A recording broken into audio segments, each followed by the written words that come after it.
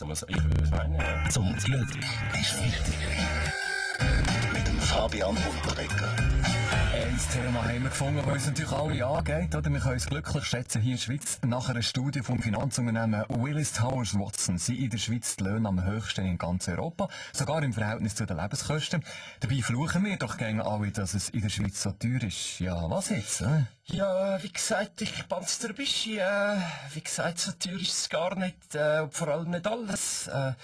Ja gut, ich meine, wenn du 3-mal am Tag gutes Gocki bevorzugst, dann musst du schauen, was nimmst du? Nimmst du 3 Dezi Baschi oder ein Büchsli oder ich nehme immer die 1,5 Liter Flasche? Ja gut, wie gesagt, schon ein Gramm. Ich meine, wenn du wirklich drauf sein willst, wird's teuer.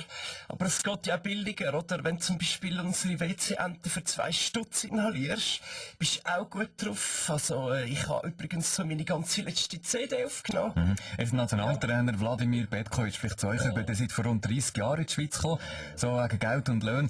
Merken ihr, dass die Leute hier viel Geld haben? Viel Geld, ich habe nicht viel Geld.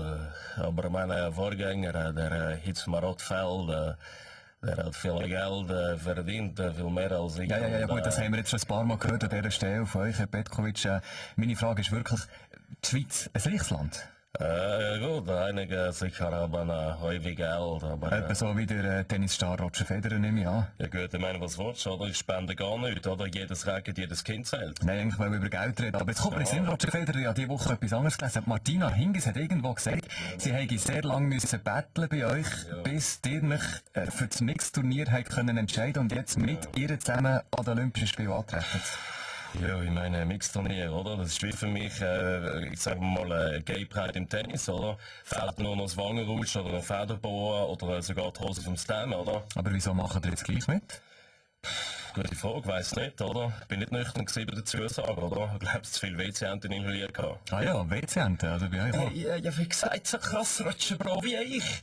Hey, musst du mal am meisten Proper, nicht mal von ersten Proper, dann auf den Watte baust, den kurz in die Nasenlöcher stopfst. Gut, okay, das läuft ein bisschen aus der Runde, die Drogengeschichte. Vielleicht noch eine andere Sache, die diese Woche in der Schlagzeile war. Vielleicht habt ihr gelesen von dem Holländer, der 160 Kilo Fleisch in die Schweiz wollte schmuggeln. Wer hat es gelesen? Ja, nicht Holländer, aber ich habe es gesehen. Ja, Grüner Nationalrat Bastian Giro, klar. Ich würde sagen, 160 Kilo Fleisch, das musst du dir mal vorstellen, dafür braucht es rund 40 Fußballfelder mit Gras. Und wenn ich Gras sage, meine ich auch Biodiversität.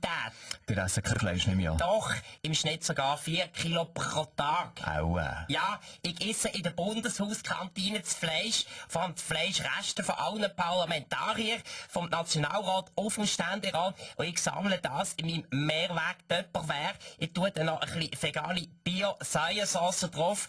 Ich habe es zwar nicht gern, aber das ist mein Beitrag gegen Food Waste. Spannend. Was essen eigentlich Parlamentarier so für Fleisch am liebsten? Zum Beispiel, weiss nicht, nehmen wir die grösste Fraktion, die SVP. Hackfleisch. Zum Glück ist wichtig. Mit dem Fabian Unterdecker.